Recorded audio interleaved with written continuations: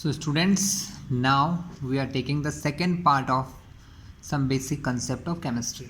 मतलब lesson first हम पढ़ रहे हैं some basic concept of chemistry, उसका पार्ट नंबर 2 हम यहाँ पढ़ने वाले हैं। और यहाँ पर हम कुछ लॉज देखेंगे। क्या देखेंगे? Some laws regarding chemical combination, है ना। हमने क्या देखा था फर्स्ट पार्ट में कि एलिमेंट्स होते हैं जैसे कि H2, N2, है ना, आयरन। इनके अंदर सिर्फ एक ही प्रकार के एटम है। अब ये एटम जब आपस में मिलते हैं, जैसे इन दोनों की बात करें, नाइट्रोजन और हाइड्रोजन आपस में मिलते हैं तो कंपाउंड बनाते हैं NH3, अमोनिया। तो ये किस टाइप से बनते हैं, क्यों बनते हैं, इनके पीछे कुछ लॉज होते हैं जिनको कहते हैं लॉज ऑफ केमिकल कॉम्बिनेशन। ठीक है, तो इन लॉज को हमें पढ़ना है। तो सबसे पहला लॉ होता है law of conservation of mass. क्या होता है? Law of conservation of mass. Law of conservation of mass. इस रूल के अकॉर्डिंग क्या होता है कि अगर कोई भी केमिकल रिएक्शन हो रही बिटवीन टू केमिकल्स, या कोई भी दो केमिकल या कोई भी दो रिएजेंट के बीच में अगर कोई केमिकल रिएक्शन हो रही है, या सिर्फ ये कह लो ड्यूरिंग अ केमिकल रिएक्शन, किसी केमिकल रिएक्शन के बीच में mass neither created and not destroyed, मतलब मास को ना बनाया जा सकता है ना ही डिस्ट्रॉय किया जा सकता है। ठीक है, mass of the reactant, reactant कौन होते हैं? जो रिएक्शन करते हैं उनका मास हमेशा इक्वल होता है मास ऑफ प्रोडक्ट के। मास ऑफ प्रोडक्ट के इक्वल होता है रिएक्टेंट जो रिएक्शन करते हैं। जैसे कि एग्जांपल के तौर पे मैंने बोला H2 प्लस N2, तो ये दोनों रिएक्टेंट हो गए। ये रिएक्शन करके क्या बनाते हैं? रिएक्शन करके बनाते हैं NH3 नाम का एक कंपाउंड। तो यहाँ पर ये दोनों रिएक्टेंट है, इनका जो मास होगा वो इसके मास के इक्वल होगा। ये कहा जाता है पहले रूल में law of conservation of mass में कि किसी भी केमिकल रिएक्शन में मास कंजर्व्ड होता है। कंजर्व मतलब कम या ज़्यादा नहीं होता है, जितना है सेम वही रहता है। ठीक है, तो मास ऑफ द रिएक्टेंट जो है वो हमेशा मास ऑफ द प्रोडक्ट के इक्वल होता है। 3H2 plus N2 is equals to 2NH3, एक नॉर्मल से रिएक्शन है। ठीक है, तो ये था हमारा पहला लॉ। इससे जुड़े हुए कुछ एग्जांपल्स को हम देखते हैं। क्या कहा पहले लॉ ने कि भाई कोई भी रिएक्शन हो गई, ठीक है, तो रिएक्टेंट जितने मास लेके आया है उतने ही मास का प्रोडक्ट मिलेगा। ठीक है, मास ऑफ रिएक्टेंट कन्वर्ट नहीं होता है, चेंज नहीं होता है। चलिए अब हम एग्जाम्पल के तौर पे देखते हैं स्टूडेंट्स। एग्जाम्पल के तौर पे हम एक क्वेश्चन लेते हैं। हमें क्वेश्चन गिवन है 16.8 gram of sodium hydrogen carbonate. Sodium hydrogen carbonate जिसका नाम होता है is treated with 12 gram CH3COOH के साथ। इसको किसके साथ रिएक्शन करवाई जा रही है? 12 ग्राम CH3COOH के साथ इसकी रिएक्शन हो रही है। ठीक है,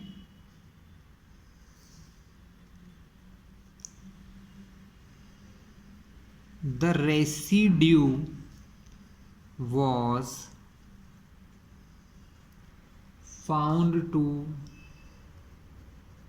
weigh 20 gram. So determine the mass of CO2 escaped. ठीक है, क्वेश्चन को थोड़ा मैं फिर आपको समझा दूँ। क्वेश्चन में लिखा है कि 16.8 ग्राम NaHCO3 है, सोडियम हाइड्रोजन कार्बोनेट या सोडियम बाइकार्बोनेट कहते हैं। ये हमारे बेकिंग पाउडर का फॉर्मूला होता है। Is treated with 12 gram CH3COOH जिनकी रिएक्शन इसके साथ करते हैं। The residue was found to weigh 20 gram. यहाँ पर जो रेसिड्यू मतलब एक रिएक्शन में कंपाउंड बना होगा वो 20 ग्राम है और हमको यहाँ मास ऑफ CO2 निकालना है। ठीक है, तो हम यहाँ पर एक रिएक्शन लिख लेते हैं क्लास। क्या लिख लेते हैं? पहले तो इन दोनों की आपस में रिएक्शन लिख लेते हैं कि क्या क्या बनने वाला है। तो CH3COOH की रिएक्शन NaHCO3 के साथ होती है। तो यहाँ पर क्या क्या प्रोडक्ट निकलते हैं? एक होता है CH3COONA, ठीक है, प्लस होता है वाटर, प्लस होता है कार्बन डाइऑक्साइड। ठीक है, CH3COOH प्लस NaHCO3, इससे ये फॉर्मूला बन रहा है। इसका मास गिवन है 12 ग्राम, इनका मास दिया है 16.8 ग्राम। इधर CO2 को छोड़ के बाकी ये दोनों रेसिड्यू हैं, क्योंकि उन्होंने रेसिड्यू बोला मतलब ये दोनों एक साथ होंगे। तो इन दोनों रेसिड्यू का मास हो गया 20 ग्राम। तो हमको ये बताना है कि CO2 कितना होगा। तो हमने CO2 को मान लिया कि x ग्राम होगा। अभी हमने क्या देखा कि law of conservation of mass क्या कहता है कि जितने रिएक्टेंट है इनका मास यानी कि 12 प्लस 16.8 जो है प्रोडक्ट के मास के बराबर होता है। प्रोडक्ट का मास कितना हो गया? 20 ग्राम प्लस x, इन दोनों को प्लस करोगे तो आ जाएगा 28.8। ये प्लस का 20 है, इस प्लस के 20 को इधर लाएंगे तो ये बनेगा -20 इज इक्वल टू x। तो x कितना हो गया? x हो गया हमारा 8.8 ग्राम। मतलब यहाँ से कितने ग्राम ऑक्सीजन निकलेगा? यहाँ से 8.8 ग्राम ऑक्सीजन निकल जाएगी। तो पहला लॉ समझ में आ गया। Law of conservation of mass क्या कहता है कि मास ऑफ रिएक्टेंट और मास ऑफ प्रोडक्ट कैसे होते हैं? दोनों इक्वल होते हैं। बट क्लास ये लॉ जो है वैसे तो करेक्ट है, लेकिन कुछ रिएक्शन में ये लॉ रॉन्ग हो जाता है। ठीक है, कौन सी रिएक्शंस? तो हमारे जो साइंटिस्ट थे सर अल्बर्ट आइंस्टाइन, उन्होंने एक फेमस इक्वेशन दी थी। क्या दी थी? एक फेमस इक्वेशन दी थी E=mc²। शायद आप लोगों ने इसके बारे में सुना होगा। सो ये लॉ क्या कहता है स्टूडेंट हमें कि एनर्जी और मास एक दूसरे में कन्वर्टेबल हैं। उन्होंने एक बहुत फेमस रिलेटिविटी की थ्योरी दी थी जिसके हिसाब से क्या देखा गया कि जो एनर्जी है उसको मास में कन्वर्ट किया जाता है। इसका मतलब ऐसा हो सकता है कि किसी रिएक्शन में मास ऑफ रिएक्टेंट जो है वो मास ऑफ प्रोडक्ट के इक्वल ना हो। लेकिन देखा जाए तो स्टूडेंट ये बहुत कॉम्प्लेक्स काम है। कॉम्प्लेक्स काम का मतलब ये होता है कि ये नॉर्मल रिएक्शंस में नहीं होता है। ठीक है, ये सिर्फ न्यूक्लियर रिएक्शन के लिए सही है। ये जो टर्म है ये न्यूक्लियर रिएक्शन के लिए परफेक्ट है। E=mc²। ठीक है, जैसे कि हमने सुना होगा न्यूक्लियर बॉम्ब्स के बारे में, न्यूक्लियर फिजन फ्यूज़न आप लोग क्लास 10 में पढ़ते हैं। तो उस टाइप की जो रिएक्शन होती है न्यूक्लियर रिएक्शन, वहाँ पर ये लॉ काम कर सकता है कि वहाँ पर मास जो है वो एनर्जी में कन्वर्ट हो जाता है। हमारी जो नॉर्मल रिएक्शन है जिनको हम लेबोरेटरीज़ में करते हैं उन रिएक्शन के लिए law of conservation of mass बिल्कुल करेक्ट है। बस न्यूक्लियर रिएक्शन में ये थोड़ा सा फेल हो जाता है, क्योंकि न्यूक्लियर रिएक्शन में मास जो है वो एनर्जी में कन्वर्ट हो सकता है।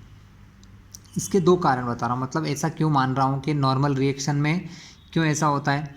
क्योंकि यहाँ से अगर मैं बात करूँ कि कितना मास कितने एनर्जी में कन्वर्ट हो रहा है, तो आप देख सकते हैं E=, मतलब अगर मैं चेक करूं कि किसी रिएक्शन में कितना मास कितनी एनर्जी के बराबर होगा। ठीक है, हमारी कोई सी भी केमिकल रिएक्शन आप देखोगे उसके अंदर कितनी एनर्जी निकलती है? नॉर्मल से नॉर्मल बहुत कम एनर्जी निकलेगी। अगर निकलती भी है तो मान लो सपोज़ के 1.6 × 10⁻12 जूल। ये एनर्जी बहुत ज़्यादा बता रहा हूँ, इतनी एनर्जी नॉर्मली नहीं निकलती, पर फिर भी मैं मानता हूँ कि इतनी एनर्जी सपोज निकल रही है। और C की वैल्यू होती है 3 × 10⁸, है ना, मीटर पर सेकंड। और उसका स्क्वायर होता है। तब आप देखोगे अगर मैं इन दोनों को कैंसिल करूँ तो ये हो जाएगा 10⁸ 8 × 16। सॉल्व करने पर आप क्या देख रहे हो कि इतनी एनर्जी 1.6 × 10⁻12 जूल एनर्जी निकलती है। तो कितना मास जाता है, सॉल्व करें तो ये हो जाएगा 10⁻⁻4। 16 को अगर मैं डिवाइड करूं 30 से तो पॉइंट में आंसर आएगा 0.5 मान लीजिए, समथिंग 0.5 × 10⁻⁻4। ठीक है।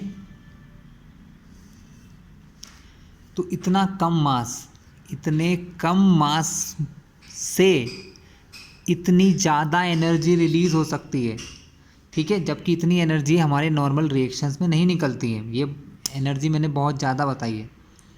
तो आप समझ पा रहे होंगे कि मास एनर्जी में कन्वर्ट होता है तो बहुत सारी एनर्जी रिलीज़ होती है। नॉर्मल जो हम रिएक्शन लेबोरेटरीज में करते हैं वहाँ पर ऐसा नहीं होता है, और होता भी है तो मास बहुत छोटा आता है। अगर इस मास को हम देखें तो ये मास कितना होगा पता है, ये मास होगा हमारा 0.4 है ना, तो 1 2 3 4 0.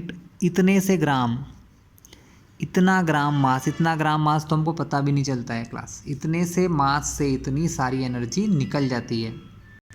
सो क्लास देख सकते हैं कि नॉर्मल रिएक्शंस में तो क्या हो रहा है ना, नॉर्मल रिएक्शंस में तो ये हमारा जो लॉ है बिल्कुल करेक्ट है। लेकिन न्यूक्लियर एनर्जीज जो होती हैं क्लास, न्यूक्लियर रिएक्शन में क्या होता है, इससे कहीं ज़्यादा गुना एनर्जी निकलती है। तो वहाँ पर कुछ मास कुछ एनर्जी में कन्वर्ट हो जाता है। तो अगर हम चाहें तो इस लॉ को एक नए फॉर्म में भी लिख सकते हैं। इस लॉ को एक न्यू फॉर्म में लिख सकते हैं।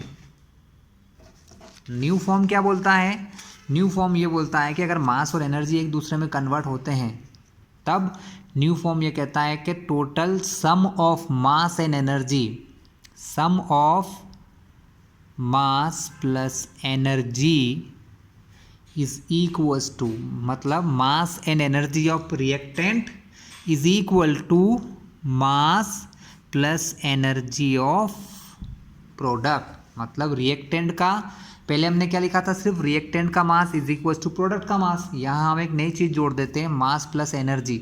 मास and energy of reactant must be equal to mass and energy of product.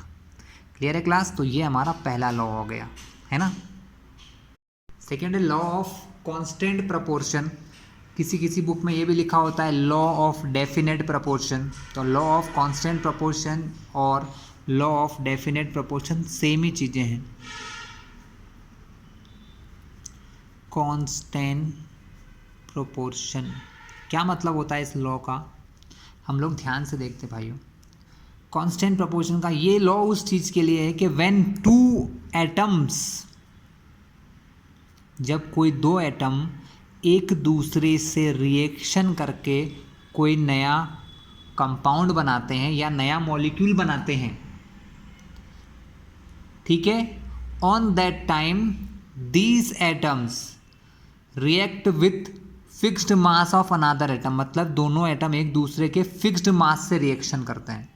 किससे रिएक्शन करते हैं, एक दूसरे के फिक्स्ड मास से रिएक्शन करते हैं किसी कंपाउंड में। जैसे कि मान लो हाइड्रोजन और ऑक्सीजन क्या बनाते हैं, एक कंपाउंड बनाते हैं वाटर H2O, एक और कंपाउंड बनाते हैं H2O2 जिसको हाइड्रोजन परऑक्साइड कहते हैं। इन दोनों कंपाउंड में जो मास का रेशियो है, किसका रेशियो है, दोनों के मास का रेशियो जो है स्टूडेंट, वो मास का रेशियो कैसा होता है, सेम होता है। चाहे मुझे वाटर कहीं से भी मिले, शायद सी से मिले, या मैं अर्थ वाटर मतलब अंडरग्राउंड पानी के अंदर, अर्थ के अंदर जो वाटर होता है वो लूँ, या हम लैब में अगर वाटर को बनाएं, या हम रेन वाटर लें, हम किसी भी प्रकार का वाटर लें, कोई भी ओरिजिन है हमारा जो वाटर है हमें कहीं से भी मिले, लेकिन उसके अंदर जो हाइड्रोजन और ऑक्सीजन का जो मास रेशियो है, उनके बीच में जो मास का रेशियो है वो कैसा होता है, वो मास का रेशियो हमेशा कांस्टेंट होता है। ठीक है। अब देखिए स्टूडेंट, आप सभी ने 9th 10th में इन सब में पढ़ रखा है कि हाइड्रोजन एक एलिमेंट है जिसका मास होता है 1 यूनिट। कितना होता है, 1 यूनिट। ऑक्सीजन एक एलिमेंट है जिसके एक एटम का मास होता है, हाइड्रोजन का 1 एटम 1 यूनिट मास होता है, ऑक्सीजन के 1 एटम का मास 8 यूनिट होता है, सॉरी 16 यूनिट होता है, ठीक है। 8 तो उसका एटॉमिक नंबर होता है, तो मास होता है 16 यूनिट, ठीक है। तो यहाँ पर इन दोनों के मास का रेशियो क्या होगा, मास का रेशियो होगा, हाइड्रोजन के 2 एटम है तो हाइड्रोजन का मास 2 यूनिट, रेशियो ऑक्सीजन का मास 16 यूनिट, 2 से हमने कैंसिल किया, 2 से 1 टाइम, 2 से 8 टाइम, यानी हाइड्रोजन और ऑक्सीजन का मास रेशियो, हाइड्रोजन अगर आप 1 ग्राम लेते हैं स्टूडेंट, तो ऑक्सीजन आपको कितना लेना पड़ेगा, ऑक्सीजन आप 8 ग्राम लोगे, तब दोनों मिलके हमें क्या बनाते हैं, तब दोनों मिलके हमें वाटर बना के देंगे आपको, ठीक है। इनमें हमेशा 1:8 रहेगा, इन दोनों के मास का रेशियो क्या रहता है, 1:8 रहता है। कहीं से भी आप पानी लो, आप सी वाटर लो, अर्थ का वाटर लो, लेबोरेटरी का लो या रेन वाटर लो, कहीं से भी लो, इनका जो मास का रेशियो है वो फिक्स्ड है 1:8। वाटर के अंदर हाइड्रोजन और ऑक्सीजन का मास रेशियो होता है 1:8। जो स्टूडेंट अभी तक जिनको नहीं पता है कि इनके हाइड्रोजन और ऑक्सीजन के मासेस क्या होते हैं, ये एक टेबल आपकी बुक में दिया होगा, आप एक बार पढ़ लीजिएगा, क्योंकि ये 9th और 10th में सिखाया जाता है, ठीक है। चलिए, आपकी बुक में या तो लेसन नंबर 2 या लेसन 3 में दिया होगा मास ऑफ एलिमेंट्स, या एटम के मास दिए होंगे, जितने भी एलिमेंट है सबके मासेस गिवन होंगे, मास नंबर दिए होंगे, ठीक है, उसको आप याद कर सकते हैं। तो ये हमने देख लिया, ठीक है। इसको कहते हैं लॉ ऑफ कांस्टेंट प्रोपोर्शन या फिक्स्ड प्रोपोर्शन। ये लॉ भी बिल्कुल परफेक्ट है, लेकिन इसमें भी कुछ ना कुछ एक्सेप्शन आ गए हैं। एक्सेप्शन क्या आ गए हैं उसको समझने के लिए आपको एक टर्म समझना पड़ेगी, आइसोटोप। आइसोटोप्स क्या होते हैं, शायद आप लोगों ने क्लास 10th में पढ़े होंगे। आइसोटोप्स क्या होते हैं, आइसोटोप मतलब किसी एक ही एटम के, मतलब जैसे एलिमेंट है हाइड्रोजन है, हाइड्रोजन जो एलिमेंट है इसके 3 प्रकार के एटम हमको मिलते हैं। हाइड्रोजन के 3 टाइप के एटम होते हैं, जिसको कहते हैं H1, H2 और H3। ये 1 2 3 क्या है, ये इनके मास नंबर है। अभी हमने क्या देखा कि हाइड्रोजन का मास होता है 1 यूनिट, लेकिन कुछ ऐसे एटम भी हमको मिले हैं जिनमें हाइड्रोजन का मास 2 यूनिट होता है, जिनमें हाइड्रोजन का मास 3 यूनिट होता है, ठीक है। ये बहुत रेयरली मिलते हैं, रेयरली का मतलब ज़्यादा नहीं मिलते हैं। अगर आप बात करें 100 में से तो ये अराउंड 1% होंगे। कितने होंगे, 100 में से 99 बार तो यही मिलता है, लेकिन एक बार इनमें से कोई मिल जाता है। इसका मतलब कि अगर कभी एक एटम अगर हमको 2 मास का मिल गया, तब तो यहाँ पर क्या हो जाएगा, हाइड्रोजन के 2 एटम तो 4 मास के हो जाएंगे, तो ये रेशियो थोड़ा चेंज भी हो सकता है। इससे ये समझ में आता है, वैसे तो लॉ ऑफ कांस्टेंट प्रोपोर्शन बिल्कुल परफेक्ट है, लेकिन आइसोटोप के आने से ये लॉ थोड़ा सा कम परफेक्ट हो गया है कि आइसोटोप होते हैं मतलब अलग अलग मासेस भी हो सकते हैं, मास का रेशियो डिफरेंट भी हो सकता है, बट फिर भी ये लॉ बिल्कुल आज भी परफेक्ट है, करेक्ट है। चलिए हम अब थर्ड लॉ देखते हैं, जिसको कहते हैं लॉ ऑफ मल्टीपल प्रोपोर्शन। क्या कहते हैं जिसको, लॉ ऑफ मल्टीपल प्रोपोर्शन। ये लॉ हमसे क्या कहता है स्टूडेंट, मल्टीपल प्रोपोर्शन का लॉ ये कहता है कि if two element combine to form more than 2 product, मतलब कि कोई 2 एलिमेंट जब एक दूसरे से रिएक्शन करते हैं और एक से ज़्यादा प्रकार का प्रोडक्ट बनाते हैं, क्या करते हैं, एक से ज़्यादा प्रकार का प्रोडक्ट, जैसे हाइड्रोजन और ऑक्सीजन मिलकर क्या बनाते हैं, H2O बनाते हैं और H2O2 बनाते हैं, ठीक है। सेम वे में अगर नाइट्रोजन और ऑक्सीजन की बात करें तो ये भी बहुत सारे प्रोडक्ट बनाते हैं, जैसे कि NO, N2O, ठीक है। इसके अलावा N2O4, N2O3 एंड N2O5। ये ऐसे 5 प्रोडक्ट बनाते हैं, और भी एक दो हैं पर ये थोड़े ज़्यादा स्टेबल माने जाते हैं। ठीक है। तो ये प्रोडक्ट बनाते हैं। तो इनके अंदर अगर हम किसी एक एलिमेंट को फिक्स कर दें, किसी एक एलिमेंट का मास फिक्स कर दें, तो दूसरे एलिमेंट का जो मास है ना, वो मास क्या करता है, एक प्रोपोर्शन में रहता है। कैसे रहता है, एक प्रोपोर्शन में। एग्जाम्पल के तौर पे समझाता हूँ। हाइड्रोजन का मास होता है 1, तो यहाँ पर हाइड्रोजन ऑक्सीजन का मास कितना है 2 रेशो ऑक्सीजन का कितना होता है 16। यहाँ पर H2O2 में हाइड्रोजन 2 हैं, तो 2 रेशो ऑक्सीजन कितने हैं 2 हैं। एक ऑक्सीजन का 16 होता है, तो 2 ऑक्सीजन का 32। तब देखो ये मास अगर फिक्स्ड है, अगर ये मास फिक्स्ड है तो इन मासेस में एक रेशियो चलता है। जैसे इसका 16 रेशो 32, तो ये क्या हो गया 1 रेशो 2 हो गया। तो इनमें ऑक्सीजन के मास का रेशियो क्या है 1 रेशो 2। यहाँ पर तो ये लॉ थोड़ा सिंपल लगा, लेकिन यहाँ पर आपको ये लॉ पढ़ने में मज़ा आ जाएगा। यहाँ हम देखते हैं मासेस, मास का रेशियो देखते हैं। N और O के लिए मास का रेशियो, नाइट्रोजन का मास होता है 14, ऑक्सीजन का होता है 16। यहाँ नाइट्रोजन N2O के लिए देखते हैं। नाइट्रोजन का मास होता है 14, यहाँ पर 2 यूनिट है, तो ये कितना हो गया 28 हो गया। इसके साथ ऑक्सीजन कितना है 16। N2O3 को देख लो। N2O3 के लिए क्या होगा, नाइट्रोजन का 14 होता है, कितने नाइट्रोजन है 2 नाइट्रोजन, तो 14 2 ज़ा 28 रेशियो ऑक्सीजन का होता है 16 3 ज़ा 48। ये हो गया आपका थर्ड पार्ट। फिर N2O4 को देखो, तो N2O4 में क्या होगा 28 रेशो 64 हो गया, क्योंकि ऑक्सीजन 6 है, सॉरी 4 है, 16 4 ज़ा 64। वैसे ही N2O5 को देखिए, यहाँ पर 28 रेशो 80 है। अब अगर यहाँ पर ये मासेस तो सब सेम हो रहे हैं, है ना। अगर इसमें 2 का मल्टीप्लाई कर दूँ दोनों में, किसका मल्टीप्लाई कर दें स्टूडेंट, इसमें दोनों में 2 का मल्टीप्लाई करते हैं, तो क्या हो जाएगा, ये भी हो जाएगा हमारा 28 रेशो 32। अब आप ध्यान से देखिए, यहाँ पर सारे नाइट्रोजन का मास फिक्स्ड है, और ऑक्सीजन का मास देखिए एक रेशो में है, 16 1 ज़ा 16 2 ज़ा 16 3 ज़ा 16 4 ज़ा 16 5 ज़ा। तो यहाँ पर ये क्या है, एक मल्टीपल प्रपोर्शन, मतलब इनमें मल्टीपल रेशियो चल रहा है। इन दोनों में 1 रेशो 2, इनमें 1 रेशो 3, इन दोनों में 1 रेशो 4, इन दोनों में 1 रेशो 5। तो इनमें एक मल्टीपल प्रपोर्शन है।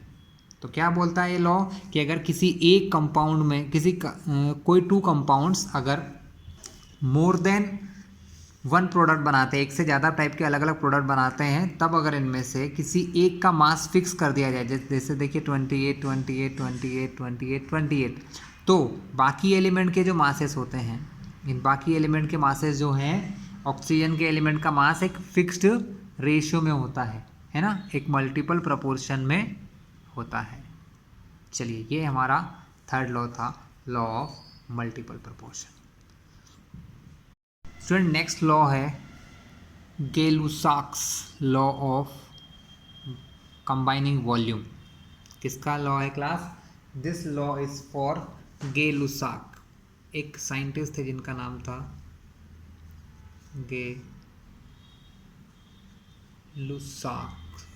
तो Gay-Lussac's law of combining volume या वॉल्यूम, इन्होंने क्या कहा, ये लॉ सिर्फ किसके लिए एप्लीकेबल है, गैस, जब रिएक्टेंट और प्रोडक्ट सब गैस हो, जब reactant and product all the things are gases, तब एक लॉ चलता है N2 + 3H2 = 2NH3। मैं भी समझाता हूँ ये क्या लिखा है। Nitrogen is a gas, hydrogen another gas, ये दोनों एक दूसरे से मिक्स होती हैं और अमोनिया बनाती है NH3, it is also a gas.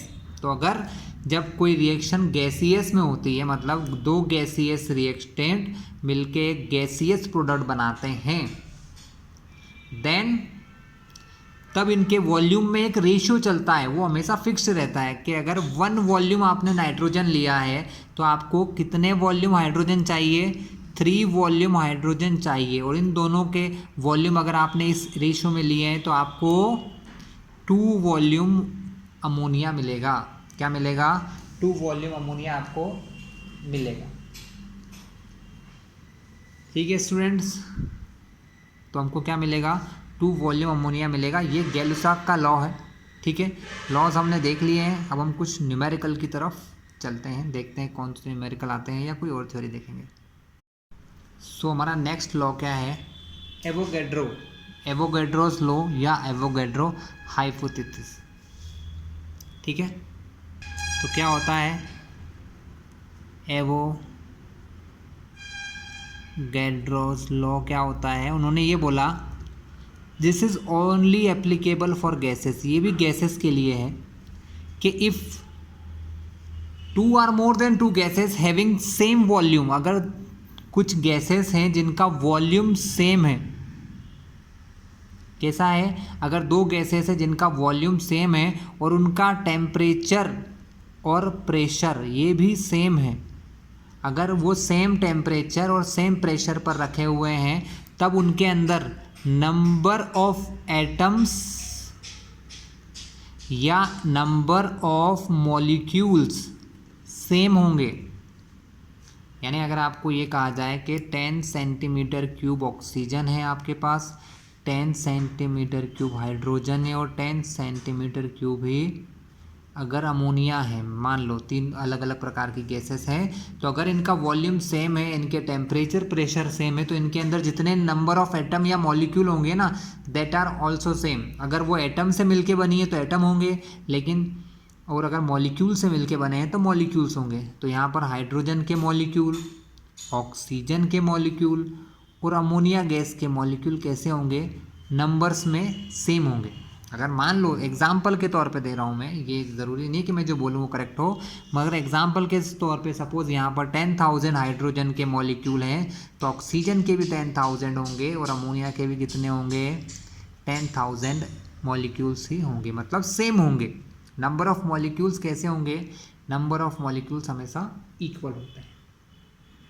ठीक है, तो ये लॉ हमको दिया था एवोगैड्रोस ने, ये भी बहुत काम का लॉ है, आगे आपको काम आएगा, अभी तो हम इसको सिर्फ पढ़ रहे हैं।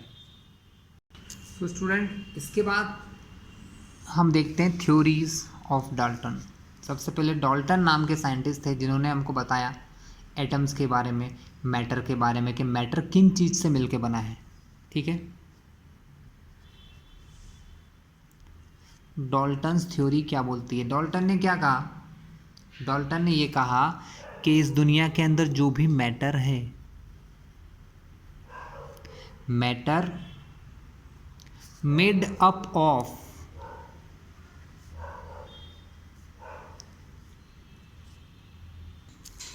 किससे मिलके बनता है? Indivisible atom. मतलब जो मैटर है, जो दुनिया के अंदर जितना भी मैटर है या मटेरियल है, वो इनडिविजिबल एटम्स से मिलके बना है। छोटे छोटे एटम्स क्या होते हैं? छोटे छोटे पार्टिकल्स होते हैं, उनसे मिलके बना होता है। ठीक है, atoms of same element, atoms of same element मतलब किसी एक एलिमेंट के अंदर जितने भी एटम होते हैं आर आइडेंटिकल। कैसे होते हैं? एक जैसे होते हैं। मतलब एग्जाम्पल के अगर हाइड्रोजन, ऑक्सीजन या कोई भी एक एलिमेंट है, उसके अंदर जितने भी एटम होंगे वो एक दूसरे से सेम होंगे in all respect, their shape, their sizes, their masses, हर चीज़ में वो एक दूसरे के कैसे होंगे? बराबर। यानी हाइड्रोजन के जितने भी एटम है वो हाइड्रोजन के दूसरे एटम के बराबर होते हैं। ऑक्सीजन के अंदर जितने भी एटम है वो ऑक्सीजन के दूसरे एटम्स से इक्वल होते हैं, ये उन्होंने कहा। थर्ड पॉइंट उन्होंने क्या कहा? एटम्स